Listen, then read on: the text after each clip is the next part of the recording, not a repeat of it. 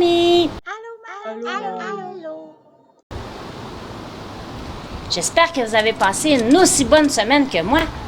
En tout cas, moi j'ai des belles choses à vous raconter aujourd'hui. Plein de belles histoires. Est-ce que ça vous tente d'entendre ça? J'espère que oui. Aujourd'hui, donc, je vais parler du pardon. Coco, voudrais-tu, s'il vous plaît, prendre le dictionnaire et me chercher la définition du mot pardon? Et pendant, les amis, qu'on attend que Coco trouve la définition, nous, on va aller danser un petit peu avec la chanson I Follow Jesus. Je veux suivre Jésus. Allons-y tous ensemble et tout de suite après, on va écouter ce que Coco a trouvé dans le dictionnaire.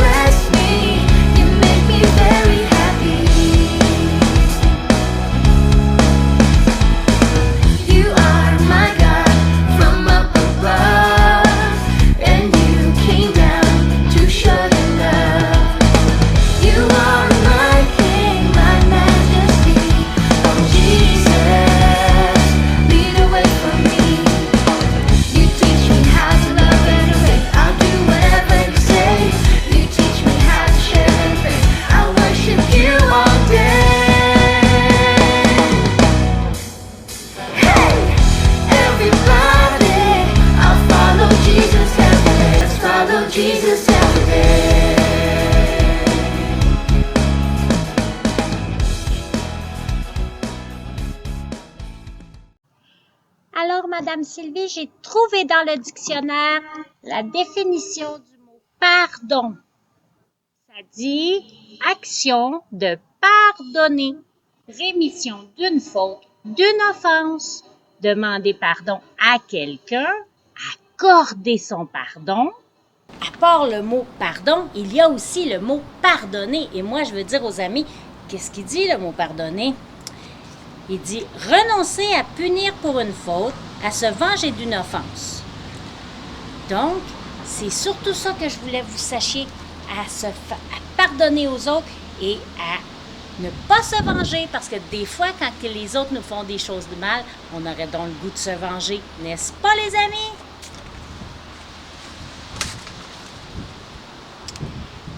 Alors, est-ce que vous connaissez des personnages de la Bible qui parlent du pardon, qui ont vécu des choses où ils ont dû demander pardon? Oui, Madame Sylvie, moi j'en connais pas un, j'en connais deux. C'est les jumeaux. Pas Kai Maverick, là. Les jumeaux Jacob et Isaü. Il y a aussi Joseph qui pardonne à ses frères. Il y a aussi Samson et aussi Jonas dans le grand poisson. Il y a aussi le serviteur pardonné. Et Madame Sylvie, il y a aussi le fils prodigue. Wow, vous en connaissez beaucoup! Alors voici un petit résumé que j'ai fait pour vous à propos de tous ces personnages-là. Commençons par l'histoire de Jacob et Isaü. Pas un bébé, mais deux bébés allaient naître. Ils étaient totalement différents. Déjà dès le ventre de la maman, ils se battaient. Quand ils sont nés, Isaü est venu en premier et Jacob lui tenait la cheville. Ça c'est pas normal. Isaü était tellement poilu qu'on aurait dit qu'il avait des vêtements sur le dos, tandis que Jacob, lui, était tout doux, pas de poils. Ils étaient tellement différents, même en grandissant. Isaü aimait beaucoup aller à la chasse, tandis que Jacob aimait rester à la maison.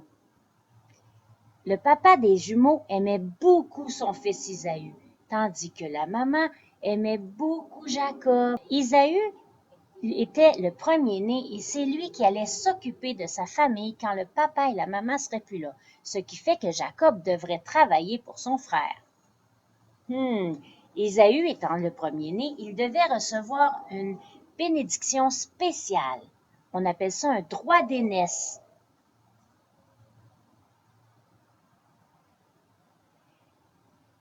Mais Ésaü s'en occupait pas tellement. Il aimait vraiment aller à la chasse et un jour, en revenant, il avait tellement faim qu'il a demandé à son frère qui avait fait de la soupe de lui en donner. Ce que Jacob a décidé de faire, c'est si tu veux en manger, tu dois me donner ton droit d'aînesse.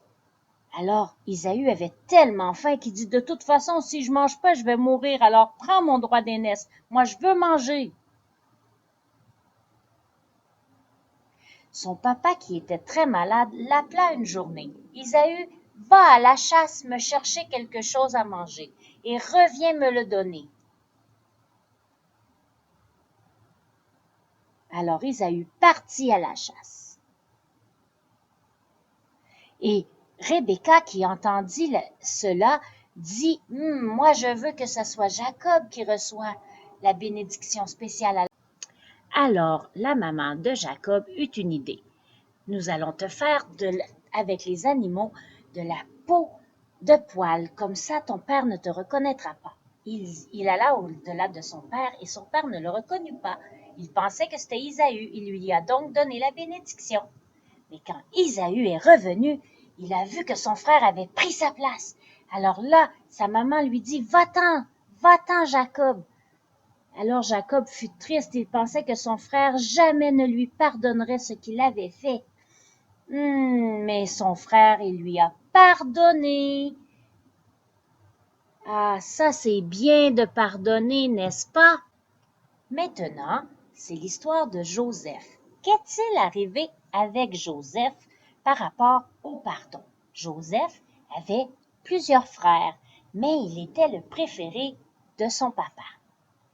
Un jour, son papa est arrivé et lui a donné une belle tunique de couleur. Ce que ça l'a fait, c'est que ses frères étaient jaloux. Ils trouvaient que c'était pas juste que lui avait une belle tunique et pas eux. Alors ils ont trouvé un plan pour se débarrasser de Joseph. Ils l'ont mis dans un puits. Ça c'est pas le fun, se faire mettre dans un puits. Et par la suite, il y a des personnes qui sont passées, qui s'en allaient en Égypte et ils ont acheté Joseph. Alors les frères sont allés voir le papa avec la tunique et ont dit « Joseph s'est fait tuer par des animaux ». Alors le papa était vraiment triste. Un jour, il a commencé à travailler pour le pharaon et il a expliqué au pharaon comment il pourrait éviter la famine en ramassant le blé.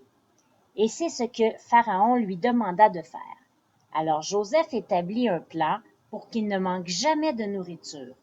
Un jour, il manquait de la nourriture chez ses frères. Ils sont venus en Égypte pour en chercher. Quand ils sont arrivés, Joseph les reconnut, mais eux ne le reconnurent pas. Joseph aurait pu se venger de ce que les frères l'avaient mis et l'avaient vendu, mais ce n'est pas ce qu'il a fait. Il leur a pardonné.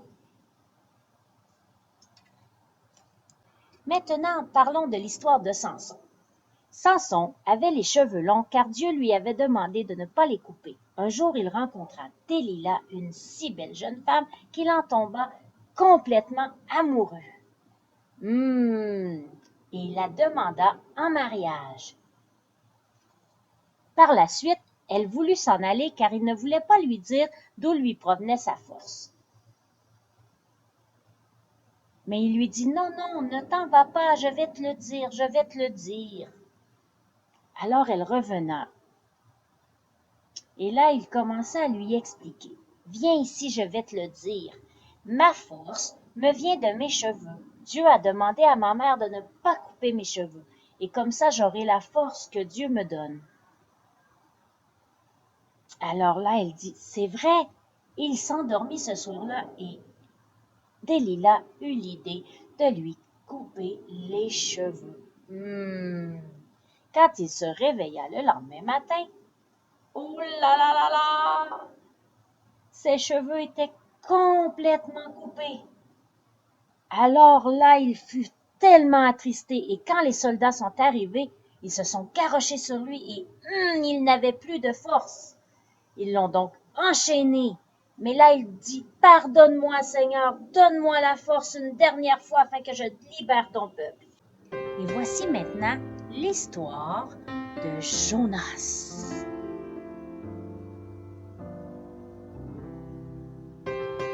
L'histoire d'un prophète.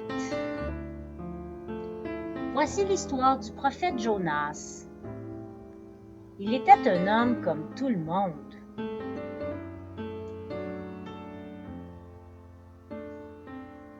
Un jour, le Seigneur adresse cet ordre à Jonas. Debout, va à Nénive, la grande ville, tu menaceras ses habitants en disant le Seigneur en a assez de vos mauvaises actions.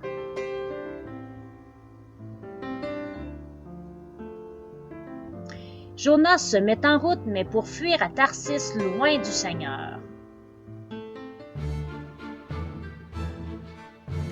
Il arriva à Jaffa, là il trouve un bateau qui part pour Tarsis.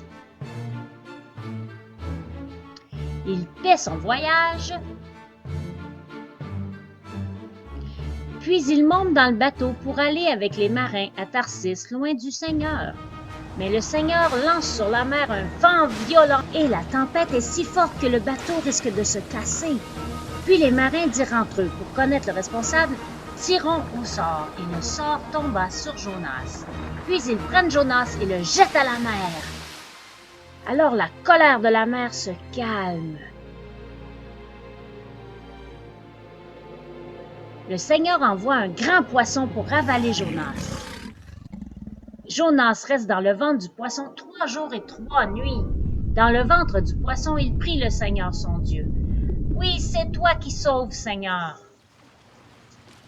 Alors le Seigneur donne cet ordre au poisson. Rejette Jonas sur la terre.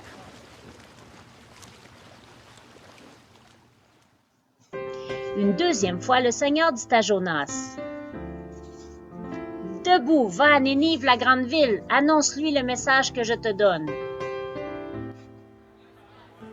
Il annonça aux gens, « Dans 40 jours, Nénive sera détruite. » Aussitôt, les gens de Nénive croient à la parole de Dieu. Tous mettent des habits de deuil. Dieu voit leur effort et ne fait pas de mal à Nénive. Jonas n'est pas content du tout. Il fait cette prière au Seigneur. « Je le savais bien, tu es plein de tendresse et plein d'amour. » Alors le Seigneur Dieu fit pousser une plante au-dessus de Jonas pour le guérir de sa mauvaise humeur. Le jour suivant, Dieu envoie un ver et la plante sèche.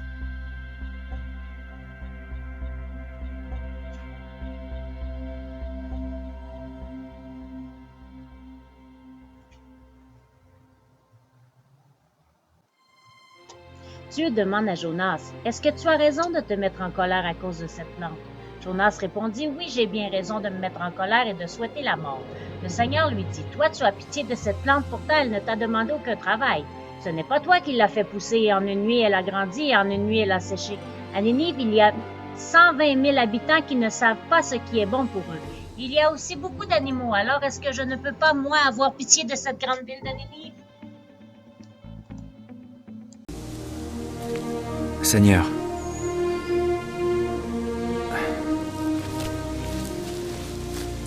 combien de fois pardonnerai-je à mon frère lorsqu'il péchera contre moi? Sera-ce jusqu'à 7 fois? Je ne te dis pas jusqu'à 7 fois, mais jusqu'à 70 fois 7 fois.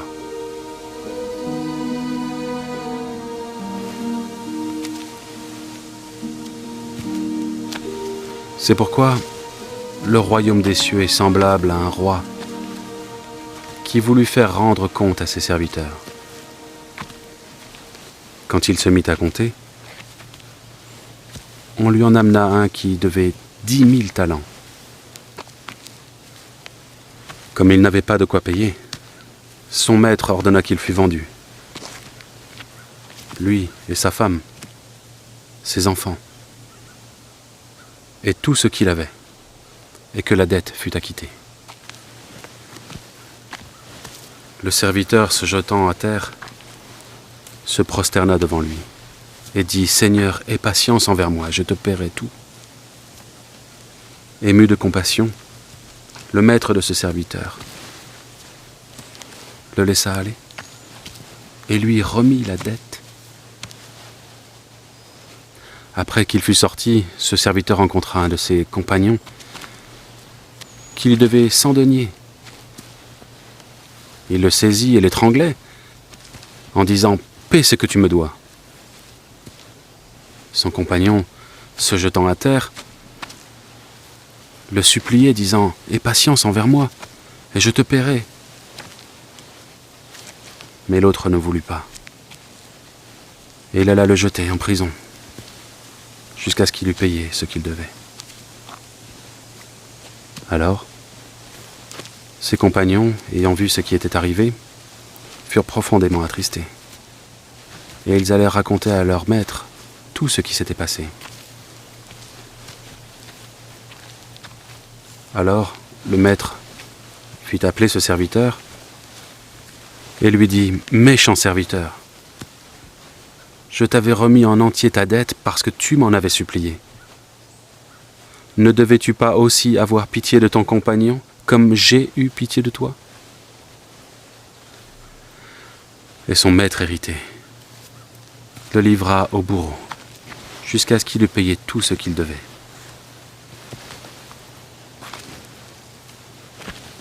C'est ainsi que mon Père céleste vous traitera. Si chacun de vous ne pardonne à son frère de tout son cœur.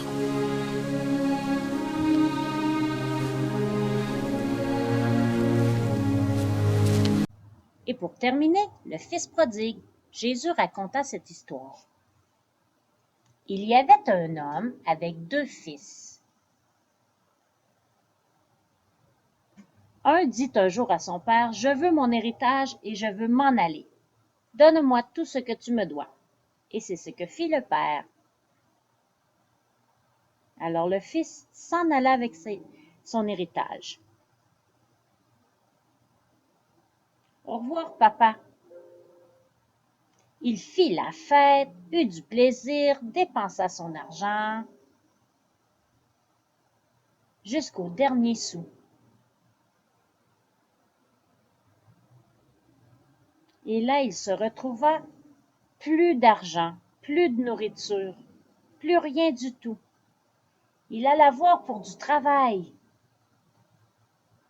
Il demanda, « S'il vous plaît, j'ai besoin de nourriture, j'ai faim. » Alors, il lui donna du travail, il lui donna de la nourriture pour nourrir ses cochons.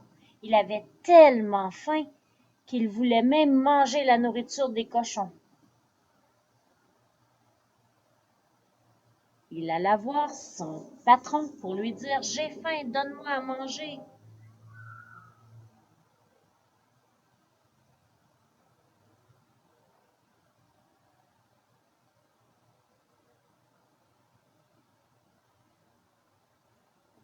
Il décida finalement de s'en aller parce qu'il ne pouvait pas trouver à manger.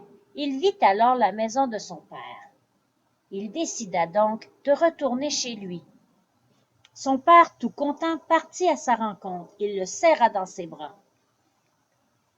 Et son fils lui dit, « Pardonne-moi, papa, je n'aurais pas dû partir et tout dépenser mon argent. » Le père, tellement content, demanda à ses serviteurs de faire le plus grand des repas et de mettre tous les plus beaux habits.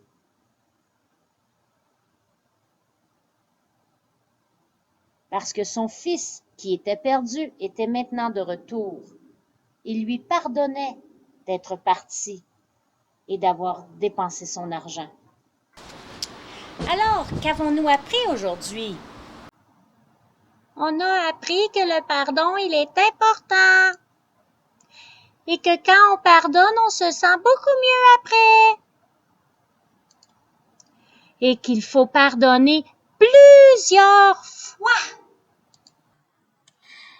Et aussi que nous devons pardonner comme on voudrait être pardonné. Et le plus important dans tout ça, c'est que Jésus est venu sur la terre pour nous pardonner nos péchés. Alors, j'espère que maintenant, quand quelqu'un vous demandera pardon, que vous allez réfléchir aux histoires qu'on a vues aujourd'hui. Et aussi, quand vous allez avoir mal agi, n'oubliez pas de demander pardon. Comme dans le Notre Père qui dit « Pardonne-nous nos offenses comme nous pardonnons à ceux qui nous ont offensés. » Que diriez-vous de finir avec une petite prière? Vous avez remarqué qu'on avait un ami invité aujourd'hui à part de tous nos amis habituels. Alors, je vais demander à Doudou de terminer en prière. Alors, bien sûr, Madame Sylvie, ça va me faire plaisir. Alors, les amis, on ferme les yeux et on prie avec moi. Seigneur Jésus, je te demande de bénir les amis dans tout ce qu'ils entreprennent cette semaine et que tu leur donnes le courage de pardonner comme toi aussi, Seigneur, tu nous pardonnes. Merci Jésus d'être venu sur la croix pour nous. Dans le nom de Jésus, Amen. Alors les amis, j'espère que vous avez aimé la vidéo d'aujourd'hui. J'espère que vous allez vous en souvenir la prochaine fois où vous allez avoir besoin de demander pardon ou la prochaine fois que quelqu'un va venir vous demander pardon, que vous ne direz pas « Non, je te pardonne pas », mais que vous allez vous rappeler et que vous allez les pardonner. Sur ce, je vous envoie plein d'amour, des gros câlins et allez les amis, venez dire bye bye. Bye bye les amis. Bien sûr, moi aussi, ça m'a fait plaisir d'être avec vous cette semaine. Passez du bon temps cette semaine. Bye bye, je vous aime. Bye bye les amis. Je vous aime aussi beaucoup. Bye bye les amis. Bonne semaine. Je vous aime. Bye bye les amis. Moi aussi, je vous aime beaucoup. Bye bye les amis, ça m'a fait plaisir de venir vous visiter cette semaine. Sûrement qu'un autre jour je viendrai. Bye bye!